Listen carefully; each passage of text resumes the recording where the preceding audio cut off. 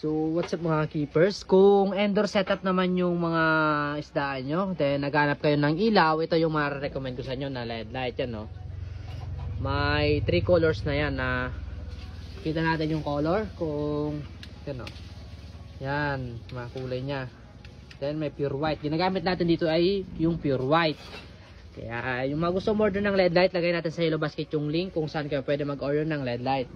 Yan o, ito mga gamit natin. Kita nyo naman, kahit nababasa yan is hindi na ano, yan, waterproof. Yan o. Diba? Ito yung kinagandaan dito sa LED light na gamit natin. Kahit nababasa, hindi nasisira agad.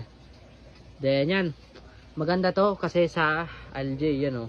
Sa mga lumot sa gilid is nabubuhay niya. Kaya yung mga gusto dyan umorder ng LED light is lalagyan natin yung link kung saan kayo pwede mag-order ng LED light. Kaya isang bagsak muna. Kamalman.